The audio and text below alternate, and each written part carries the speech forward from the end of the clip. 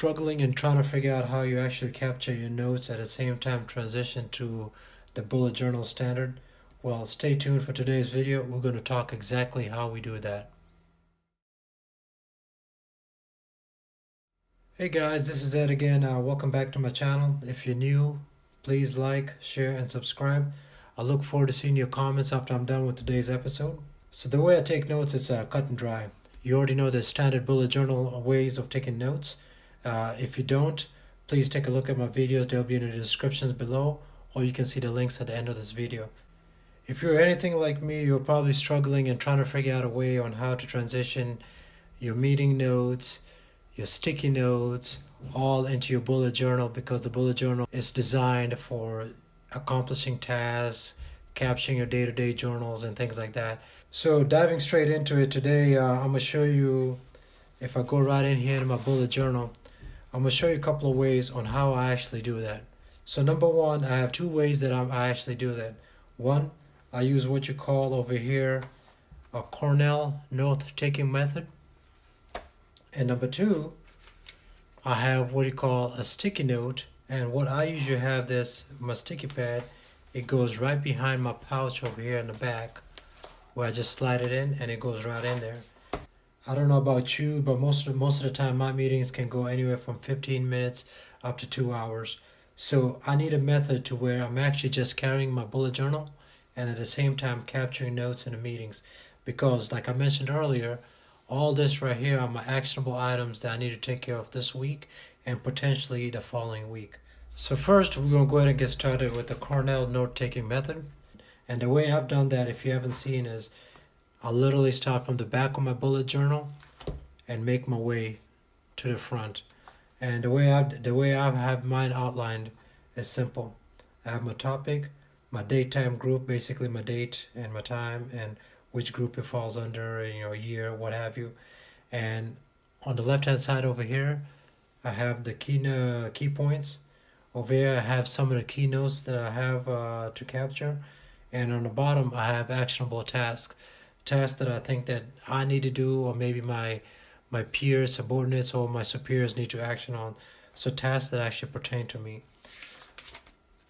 Moving on to the second page over here, I have some of the sample ones that I've done in March of this year, some of December of last year, just to give you an idea.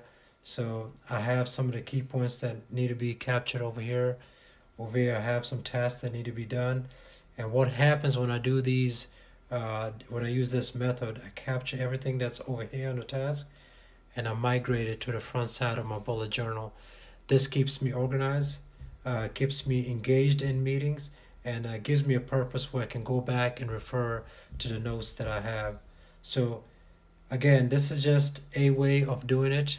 I've seen people where they actually just put notes literally on the back side. All right, so to give you an example, over here I have a way of one of the meetings that I participated in.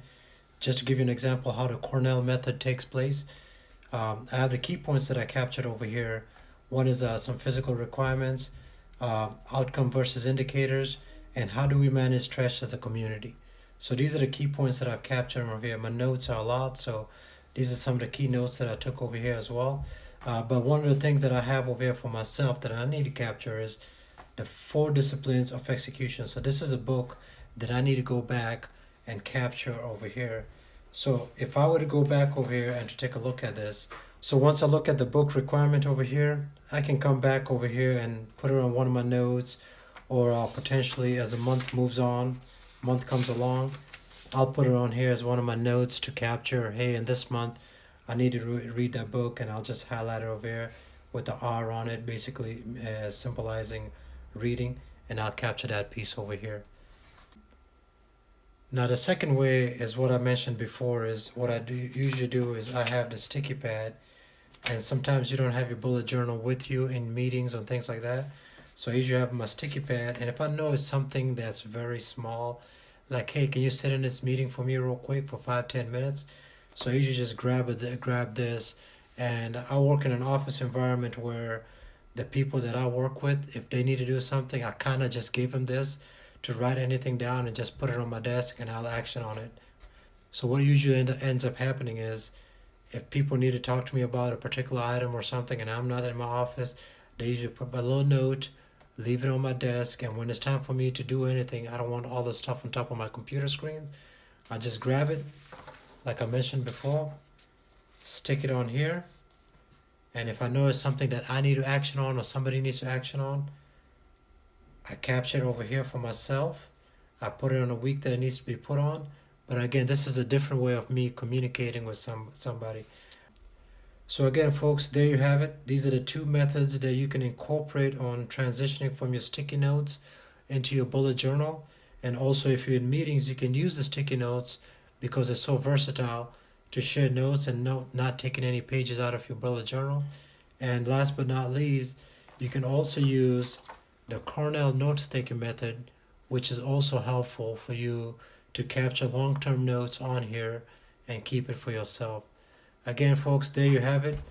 Hopefully this video was very informative. If it is, please like, share, and subscribe. I look forward to reading your comments below. Again, have a good one and enjoy bullet journaling. Thank you.